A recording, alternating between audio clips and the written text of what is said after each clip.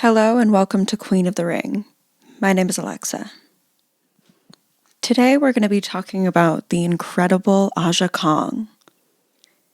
Let's get into it.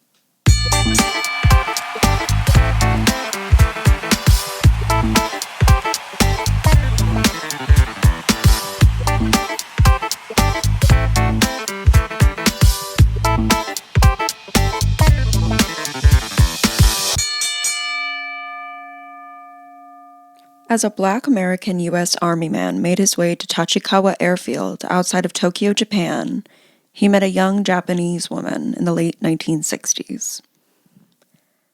After a meeting, they quickly got together and had a child, who was born Erika Shishido on September 25th, 1970. Because of her relationship with a Black man, Erika's mother's family largely disowned their daughter and her family.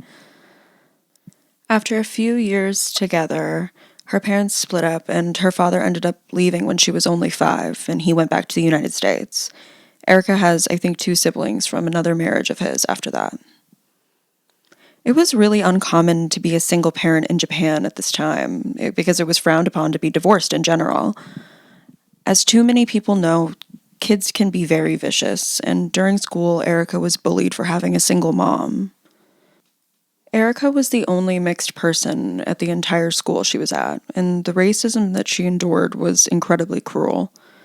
If I'm not wrong, I believe it was very unheard of to be mixed at all in Japan at that point, and because they have a mostly homogenous population. From what I can tell, it was 98.6% of their population was 100% Japanese. She says the other kids completely ignored her most of the time, but when they would talk to her, especially the boys, would taunt her for having quote-unquote mixed blood and call her fucked up derogatory names. And according to one Redditor who spoke about their experience at a school in Japan, he said, quote, "When I was stationed in Okinawa, I volunteered at the American Asian School, which specialized in providing education to children of mixed descent who would be bullied/ostracized under the traditional Japanese public education system. There was a decent amount of kids there when I was back in 2010, unquote. So it seems like maybe something that was still happening up until very recently, but of course I can't speak for anybody. So while this was happening to Erika and her getting incredibly bullied at school for racist reasons, she would find some solace at first in talking to her mom, and she says her mother would tell her, "You shouldn't be ashamed of yourself. You just need to be patient and you need to be brave." And as the bullying went on and on, one day she was lamenting to her mom and she said something to the likes of, "Why did you even have me?" And she said her mom face went completely stone, and crying in front of her for the first time, she went to the kitchen and grabbed a knife and said, "Since I decided to have you, it's up to me to decide to kill you," which is real fucking gnarly. And she said it was the first time her mom ever did anything like that to her or around her, and I think maybe the last time too, hopefully, ? But basically it was a hard time for her. And as time went on and Erika kept going through school, she started looking for a way to channel some of her energy and anger and aggression. When she was 14 in 9th grade, the Crush Gals were taking over wrestling, and they were idol status famous amongst girls of her age. It was 1984, everyone was wearing acid wash clothes, get into it. The Crush Gals had this like short jaw length mid-80s boy haircut, if you will, like that photo of Winona Ryder in high school or like any main villain in an 80s film. But I really cannot emphasize this enough. They were fucking pop stars, so fucking famous, and completely revolutionizing women's wrestling all at the same time. And so just 2 years later, in 1986, when she was 15, Erika went to All Japan Women's Pro Wrestling, AJW, for a mass audition. This was the same start to a previous queen of our ring, Megumi Kudo.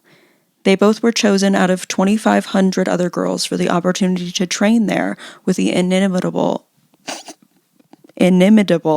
Jaguar Yokota. It was quickly noticed that Erika was a powerhouse. She wasn't built like the other girls that were trying out. She was bigger than them. She wasn't puny. She wasn't wafy. She could have some muscle to her. And while physically training is obviously very important, the psychology of wrestling is a whole nother battle. And a way to find your way in mentally is developing a character that you resonate with. As Erica was in the process of developing her character, she told her trainers she wanted to become a babyface or the hero because she wanted the chance to be that kind of character and she wanted to be celebrated if she was honest. But she says that they told her no one would believe her as a face because she is mixed, and that equates to a quote-unquote natural villain. She said that they told her since she's black, her character must feel a hatred towards Japanese people and therefore want to crush them, using her blackness as a weapon against her. Talking about the racism that she endured, there is an article on Pro Wrestling Post about Aja that says, quote, "Pro wrestling in Japan was, and largely still is, monolithic and rather conservative when it comes to presentation and storylines. Japanese wrestlers were and are portrayed as heroes defending their company and their country, whereas outsiders, especially American ones, have historically been the villains for them to overcome. This tradition stems from the early matches of Riki Dozan, the father of professional wrestling in Japan, who became a Japanese national hero during the post-war era thanks to his heroic, valiant fights against outsiders." So all of that to say that a lot of Japanese wrestlers and promoters were still perpetuating this similar dynamic between outsiders and, nationals in Japan. And wrestling, as so many other venues of media, has a long history of taking fat people and using them as villains. It is based on using one's body to tell a story, wrestling, I mean, and wrestling promoters, who are historically men, have taken that to the extreme. If they allow in fat women at all, they tend to code them as heels, usually taunting a petite and very puny femme girl, giving David and Goliath in drag. I'm kidding, but truly also, actually. The writer's characters may change slightly, but the trope remains. So this dynamic leaves the person behind the character to claim all agency. And I guess that can be good if it goes well and we are provided with an incredible performer that we know has subverted expectations. But it doesn't mean that this person doesn't get treated like shit along the way. And Aja couldn't even say no to this character. AJW had kind of a stranglehold on all of women's wrestling in Japan in the late 80s and 90s and, so it was either say yes or don't wrestle at all. So when she said yes, the AJW promoters made Aja in the brand of another famous heel, Dump Matsumoto, who I think you can tell what she looked like by her name, Dump. And Aja debuted in her heel faction, Atrocious Alliance, who were already the arch foe of her childhood favorites, the Crush Gals. So she so quickly made this full circle, so early in her career, and already started with such an incredible wrestler as her, ally and as a person that she looked to in Dump Matsumoto. Over the next few years, Erica was training constantly, getting up at 5 a.m. every day to go to the dojo early, clean it, train all day, clean again, and do it over again the next day. In 1987, when Erica was only 17, her mom had a brain hemorrhage. She remained pretty sick and in the hospital for a very long time. All Erica wanted was to be able to make enough money and support her mother while she was in the hospital, and she just wanted to be with her, but she had to continue to wrestle to survive and to help her mother at all, but she wasn't earning enough to support her or even herself. A quick, sweet story about it is that her mom spent a lot of time in her hospital bed, obviously, and would tend to watch TV late into the night. Erica wanted to find a way to cheer her mom up even though she couldn't physically be there. Pro wrestling was usually on super late into the night, and Erica realized that her mom had been watching when she had been surfing the channels. It cheered her mom up the most to see her daughter doing so incredibly on television, and Erica started really performing for her only, knowing that she would be watching not too far away. Erica says at this time she decided she wanted to go all of the way with this. She wanted to make a name for herself. In 1989, she and Grizzly Awamoto won the World Women's Wrestling Association Tag Team Championship. I know that was a mouthful, but it was within AJW, and it's a really famous championship belt. And when they quickly split up, she tagged with Bison Kimura and won the same titles 2 more times. She was just always associated with the gold. Her opportunity and successes continued to reveal themselves as she became the WWWA champion in November of 1992, finally beating the legend that is Bull Nakano after a very long-winded feud. Aja became the first black champion AJW had had for 20 years since the icon Sandy Parker in 1972. Aja went on to hold that title for 2.5 years. But that title goes even further back within the history of women's wrestling, beyond Sandy Parker. Mildred Burke, the mommy of wrestling, was the first to hold the belt in 1937. And I believe, although I could be wrong because I was not there, but when the Fabulous Moolah became the arbiter of women's wrestling in the U.S., with McMahon Sr. by her side, Mildred Burke was not having any of it. She was no fucking fan of Moolahs, and Moolah actively blocked her from being able to compete in the United States. So, Mildred took her title all the way to Japan and brought it to AJW, and after she retired her wrestling career, the belt she created remained in Japan. And it's just heartwarming, I think, to know that there are such direct lines between Aja and Sandy and Mildred and so many others. In 1993, Aja became the world champion at AJW and was already considered a notably big draw for crowds this early in her career. It's interesting to be in the place that I am, where I've looked into the lives of a few different women to such differing degrees, because sometimes I'm met with very little information about their life or their career or both or whatever. But with Erika Shishido, I can see her matches on YouTube to such incredible quality. Japanese women's wrestling was at the level that these recordings were saved and cherished, and I can see her in all her painted face vicious glory anytime I want, with incredible quality again. And if you want to see the power that Erika Shishido brought into the ring around this time, watch the match between she and Manami Toyota on November 20th, 1994. They both put on a jaw-dropping performance and show, and it's still debated to be one of the best wrestling matches in history, as Manami is also considered to be one of the best wrestlers in the world. But the intensity is just so palpable.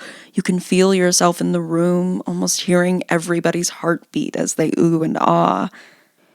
In 1995, Aja decided to travel to the United States and debuted in the World Wrestling Federation, the WWF. I cannot stress enough what Japanese wrestlers in general brought to wrestling in the 90s, but especially to the women's division at the time. The legendary Leilani Kai has a story about training in the US, being at the WWF for a few years, and traveling to Japan to try out some promotions out there. And she says that when she got there and she started training with the girls out there, she felt like she had never wrestled a day in her life, because they were doing something at just such a different level than the women were doing in the United States. And it's the same in Mexico, too.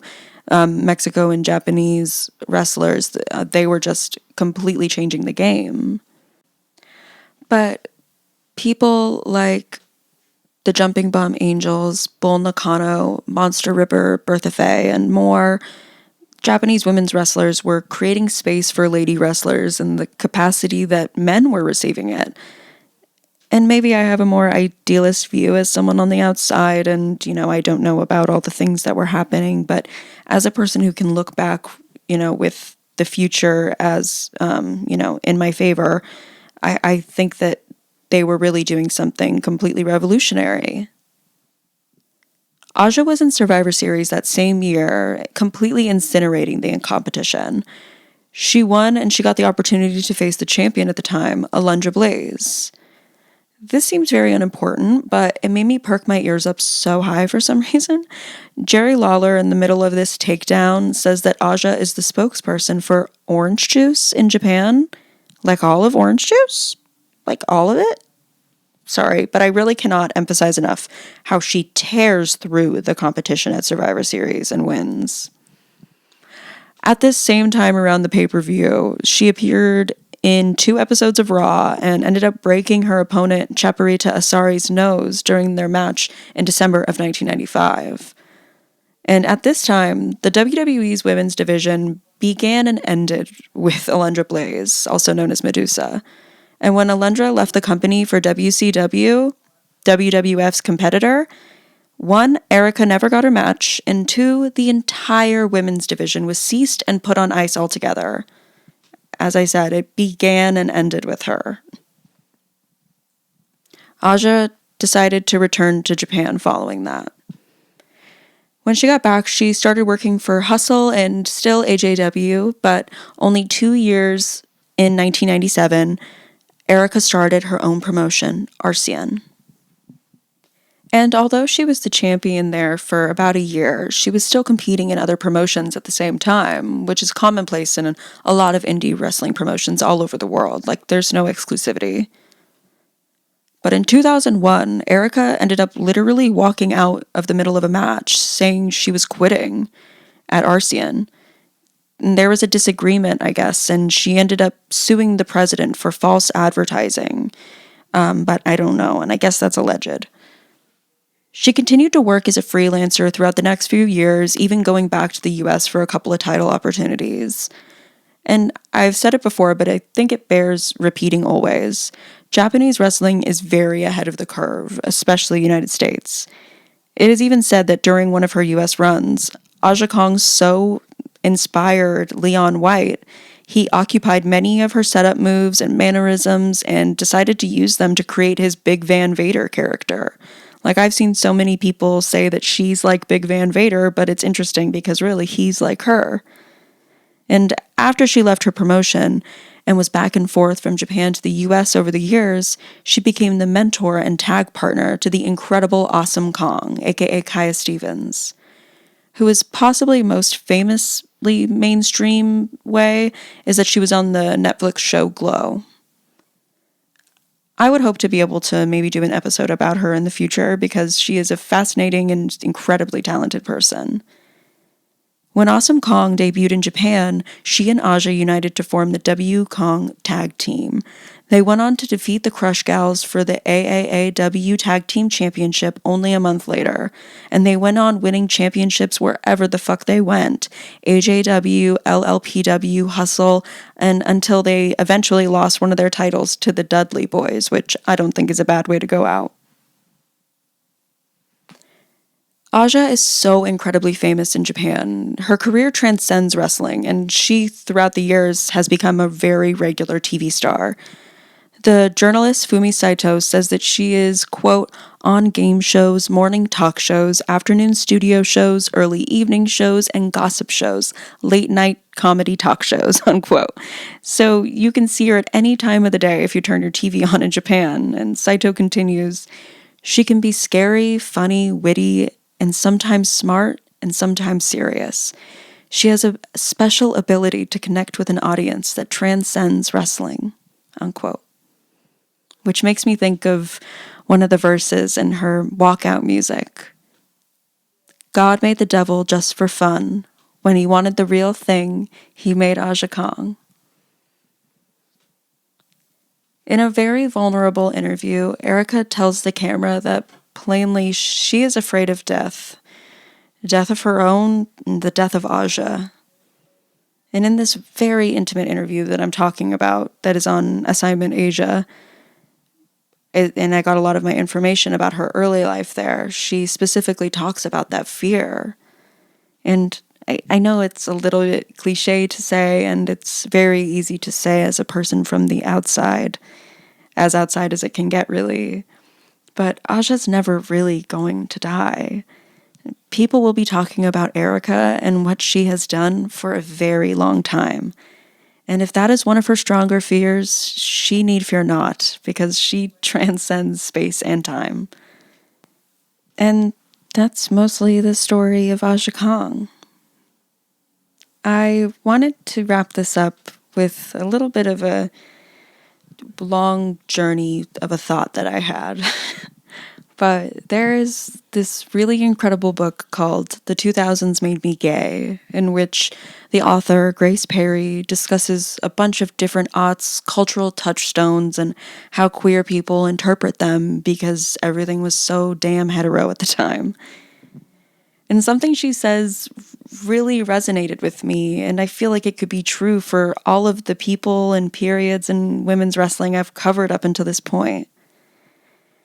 Perry's discussing the SNL sketch featuring the comedy queens Maya Rudolph, Rachel Dratch, Amy Poehler, etc., and their Queer Eye for the Straight Gal skit. And she says that even rewatching kind of brings her uneasiness and feelings of discomfort at their, butch drag. She still finds herself laughing and referencing a few things that they say. And then she says, quote, "I find myself loving some comedy that doesn't quite love me back," unquote. And I kind of think that that's how a lot of people feel about loving wrestling as a feminine person. I always saw the parts that moved me, but was constantly reminded it wasn't for me. And when it came to visible wrestling on TV, that was the WWE. And for a very long time, you couldn't really watch it as anything but a white, straight, cis guy without realizing this thing that you love does not quite love you back. And I wanted to end this here because I feel like within every person I've looked into, this has happened in one way or another. I know that ended on a little bit of a shitty note, or a sadder note, but it's not that shitty. It'll be okay, I guess. Maybe it won't, but maybe it will. I want to say thank you so much for listening. Queen of the Ring was written by me, Alexa Pruitt. The music is by Kreider Dane at Helter Skelter Music Productions. If you like what you hear, join me again. Thank you.